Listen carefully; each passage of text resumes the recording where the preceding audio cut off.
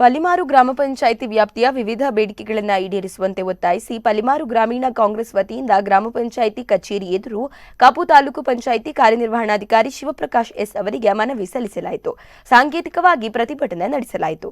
ಈ ಎಲ್ಲಾ ಬೇಡಿಕೆಗಳನ್ನು 15 ದಿನಗಳ ಒಳಗಾಗಿ ಈಡೇರಿಸಬೇಕು, ಇಲ್ಲದಿದ್ದಲ್ಲಿ ಮುಂದಿನ ದಿನಗಳಲ್ಲಿ ಕೃಷಿಕರು ಗ್ರಾಮಸ್ಥರನ್ನ ಸೇರಿಸಿ ಪ್ರತಿಭಟನೆ ನಡೆಸುವುದಾಗಿ ಎಚ್ಚರಿಸಿದರು. ಪಂಚಾಯಿತಿ ವ್ಯಾಪ್ತಿಯಲ್ಲಿ 600ಕ್ಕೂ ಅಧಿಕ ಕುಟುಂಬ ನಿವೇಶನಕ್ಕಾಗಿ ಅರ್ಜಿ ಸಲ್ಲಿಸಿದ್ದಾರೆ. ನಂದಿಕೂರು ಅಣ್ಣೆಡ್ಕ ಎಂಬಲ್ಲಿ 6 ಎಕರೆ ಜಾಗ ಕಾಯ್ದಿರಿಸಲಾಗಿತ್ತು. ಅಡ್ವೆ ಸನ್ನೋನಿ ಎಂಬಲ್ಲಿ 75 ಎಕರೆ ಸರ್ಕಾರಿ ಸ್ಥಳದಲ್ಲಿ 8 ಎಕರೆ ಭೂಮಿಯನ್ನ ಮನೆ ನಿವೇಶನಕ್ಕಾಗಿ ಕಾಯ್ದಿರಿಸಲು ಪ್ರಸ್ತಾವನೆ ಸಲ್ಲಿಸಲಾಗಿತ್ತು. ನಿವೇಶನಕ್ಕಾಗಿ ಕಾಯ್ದಿರಿಸಿದ ಸ್ಥಳವನ್ನ ಬೇರೆ ಚಟುವಟಿಕೆಗಳಿಗೆ ಬಳಸಲು ಪಂಚಾಯಿತಿ ಮುಂದಾಗಿತ್ತು.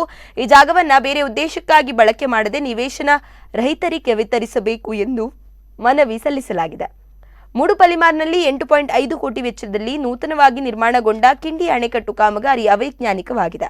ಕೂಡಲೇ ಸಂಬಂಧಪಟ್ಟ ಇಲಾಖೆ ಗಮನಹರಿಸಿ ರೈತರಿಗೆ ಹಾಗೂ ಗ್ರಾಮಸ್ಥರಿಗೆ ಅನುಕೂಲ ಮಾಡಿಕೊಡಬೇಕು ಎಂದು ಆಗ್ರಹಿಸಿದ್ದಾರೆ. ಮಾಜಿ ಸಚಿವ ವಿನಯ್ ಕುಮಾರ್ ಸೊರಕೆ, ಕಾಪು ಬ್ಲಾಕ್ ಕಾಂಗ್ರೆಸ್ ಅಧ್ಯಕ್ಷ ನವೀನ್ ಚಂದ್ರ ಸುವರ್ಣ, ಪಲಿಮಾರು ಗ್ರಾಮ ಪಂಚಾಯಿತಿ ಮಾಜಿ ಅಧ್ಯಕ್ಷ ಜಿತೇಂದ್ರ ಪುಟಾರ್ಡೋ ಪ್ರತಿಭಟನೆಯಲ್ಲಿ ಇದ್ದರು. ಒಂದು ಕಡೆ ಮರಳುಗಾರಿಕೆ ಕಳ್ಳಗಾರಿಕೆ ಆಗ್ತದೆ, ಇನ್ನೊಂದು ಕಡೆ ಇವತ್ತು ಮರ ಕಡಿದು ಮಾರಾಟ ಮಾಡುವಂಥ ಕೆಲಸ ಕಾರ್ಯ ಆಗ್ತದೆ. ಯಾರ್ಯಾರು ಕಳ್ಳ ಸಾಗಾಣಿಕೆ ಮಾಡಿ ಮರ ಮಾಡುವಂಥ ಕೆಲಸ ಕಾರ್ಯ ಆಗ್ತದೆ. ಅದರಿಂದ ಸ್ವಲ್ಪ ಇಲ್ಲೀಗಲ್ ಕೆಲಸ ಏನುಂಟು ಅದನ್ನು ಹತೋಟಿ ಮಾಡುವಂಥ ಕೆಲಸ ಕಾರ್ಯ ಮಾಡಿ ಅಂತ ಹೇಳಿ